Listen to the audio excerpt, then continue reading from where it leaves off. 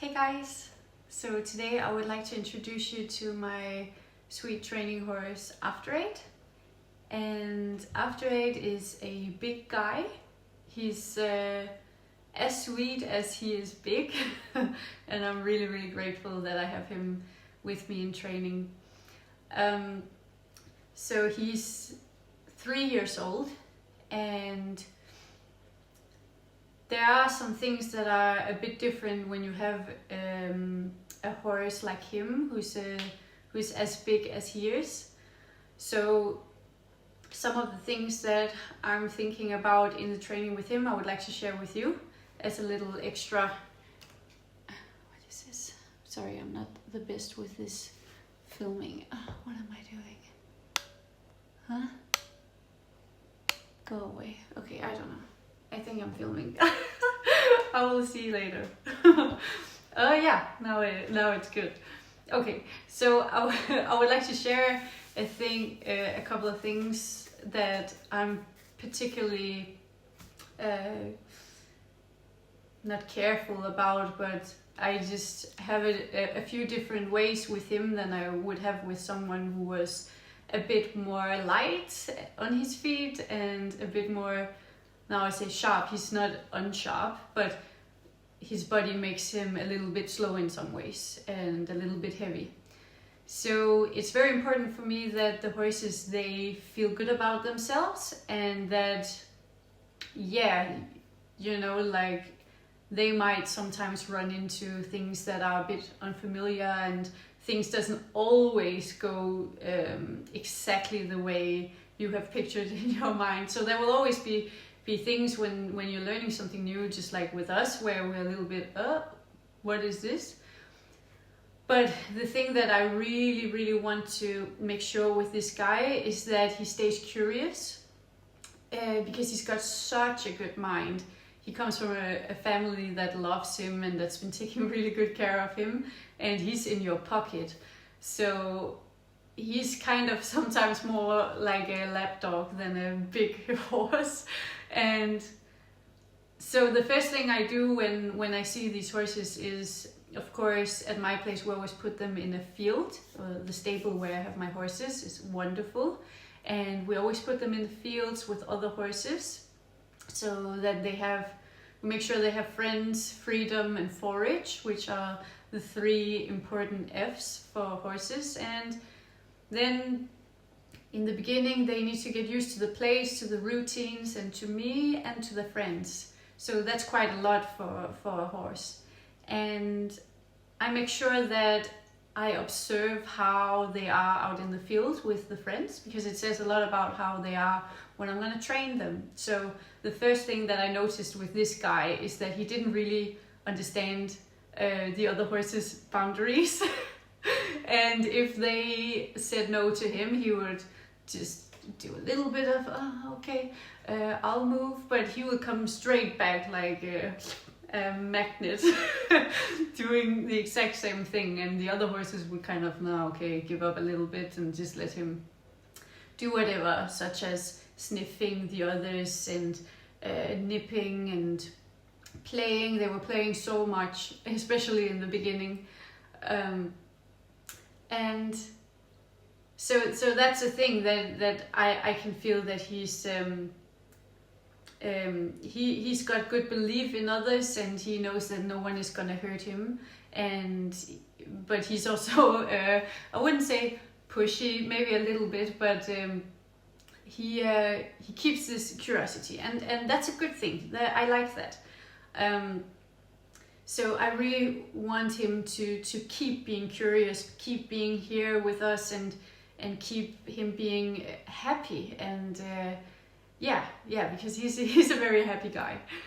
And the other thing that I noticed is that he was not so light on his feet. So when the others said no, for example, another horse, my own horse, for example, she would be out of there. But this guy, he was a little bit more with some sound on, and you could hear him when he had to start going into a trot or into a canter, because he was struggling a bit because he has a lot of body. Okay, so he's not so light on his feet. The way he moves away from the others is not doesn't look so easy. And if they all went for a canter, he would break down into trot a lot and struggle to find the canter again. And you could also hear him, if you know what I mean. So it was a bit difficult for him. So that tells me that I can also not ask too much of him in that area, because that would make it too hard for him, okay?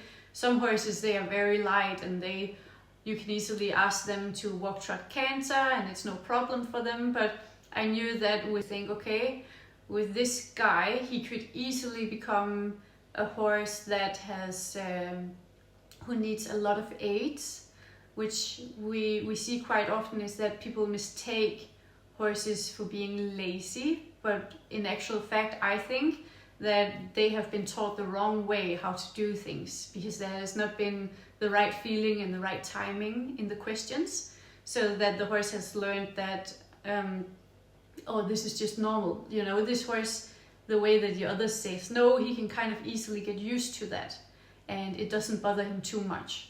So I knew that for him to not be a horse where you have to do a lot of work to ride him, you really need to be aware of how you're teaching him the things and make him actually want to go forward and want to go backwards, okay? So one of the things that with the going backwards, for example, normally it's quite easy to have them understand that task, depending on the age and how their body is. But with this guy, we really had to make sure that first of all, can he actually back up?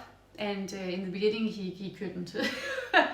So he didn't understand it, but also physically, like if I saw him out in the field with the others and he was in a situation where he had to back up, that was really difficult for him. He would rather get up and then turn around. So the thing is, with good feeling and really good timing as well, I can now have him for a very, very light feel, both without the rope and with the rope, have him collecting himself and backing up. So not a real collection, but he picks himself up and can back up. So I had to really think about when I was asking the question, when I was releasing, and the same with going forward. So now he can actually also canter and in the round pen, which is quite a big thing for such a big guy. So yeah, he's very interesting. Now the very, very positive thing about him is this curiosity and this good heart that he has. He really, really believes that we want good for him and that there's always something good to get from us, and that's amazing to meet horses like this. So I've had a lot of I get a little bit stressed because I can see that my camera is running low on battery, so that's great. I've had a lot of fun training with him. We've been using the tools a lot. He's really, really good at that, and I've had to say that he's just got such a good heart. Now, the thing is, with a good horse like this, you still have to make sure that they know what they're doing. You can't just put a saddle on and think, oh yeah, he stood still and he was being like he always is, then he's good. He still needs to go through the whole process so that he knows what to do when things get a little bit unfamiliar, and what to do when he's been asked things, and he still needs to understand what he's actually doing. And I think that's where we go wrong sometimes, is that we too fast go into, he's had the saddle on, he's good for riding now, or he didn't box, so that means he's fine. No, it can just be because he's in this good state and still being with you, but what's going to happen if he's not with you? And if something happens, he gets scared, is he still okay with the saddle? So and all these things. So I really need to make sure that he still gets through the alphabet, even though he's doing it well, which he really is. So we've been working a lot, and for the first ride as well, for me it's also about, okay, I'm not gonna push him that day, so I'm gonna make it seem really, really easy. I've been making sure that he's ready and prepared and feels good, and if there's any misunderstandings, we'll just work a little bit backwards and see if we can find something where he feels safe again. And he felt very safe with the whole thing. And when I say he feels safe, that's not the right word, because he doesn't know what's going on. He's never tried it before this way. And I'm doing exactly like we always do, but this time I'm just on his back. And that is something different for him. So I'm really focusing on having him understanding the stop, the backing up, keeping his curiosity, his connection with me, checking in with him and answer him when he's checking in with me, and ask for a trot. But I know that it's difficult for him to trot and to canter. And when I say difficult, he can do it, but I know it's not his strongest side. So again, I'm not gonna work on something that will make him go backwards in terms of making him insecure or not understanding my timing and my feeling up there. I'll rather than ask a few less questions, but make sure that I get them good. So if, for example, it's difficult for him to trot forward, I would ask him to see if he can walk more forward. And he's really good at stopping and backing up. I don't need to practice that so much with him.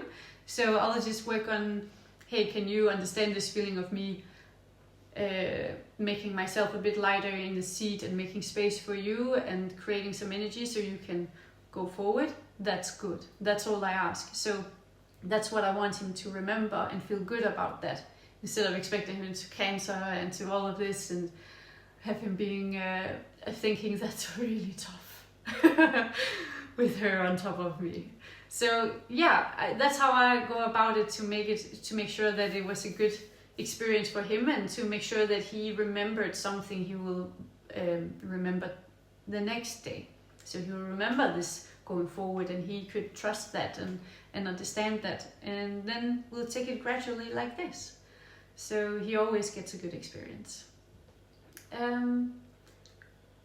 Yeah, I'm really, really grateful to have a horse like this, and I'm really curious to see how he's gonna be, because his gaits are really, really nice when I see him, and if he gets this this feeling of, oh, I can actually do this, then I think he's gonna be absolutely amazing for someone out there. And he's beautiful, and he is, even on the days where all the horses are a little bit, if it's very rainy or windy or whatever, and the horses are a bit different out there, he will always come to you and want to come in your pocket. And he just loves spending time with people, that's for sure, and I love spending time with him too. So yeah, that was a little introduction to my work with this guy. I hope that it can help someone who has a horse that's also a little bit big, to think things a little bit differently than, oh, you need to put more pressure on when they are a little bit heavy or these kind of things. But you don't have to. You don't have to. You can take it in smaller steps and just be really nerdy about it and find this connection, so that the horse can what's it called when you he can anticipate what's gonna happen, and then he's like, yeah, I got this, you know. So the more you can get this feeling of, yeah, I got this, I know what this is about, the more they will just do it, because horses, they want to do it. They don't want to have a lot of pressure on them at all. But it's all about how we ask the questions and yeah, that's very, very interesting, and you can really tell with these big ones how effective that can be. Anyway, that was it for now, and yeah, this was my first talking video like this, so we will see how the others will be, but yeah, I hope you enjoyed, and let me know what you think.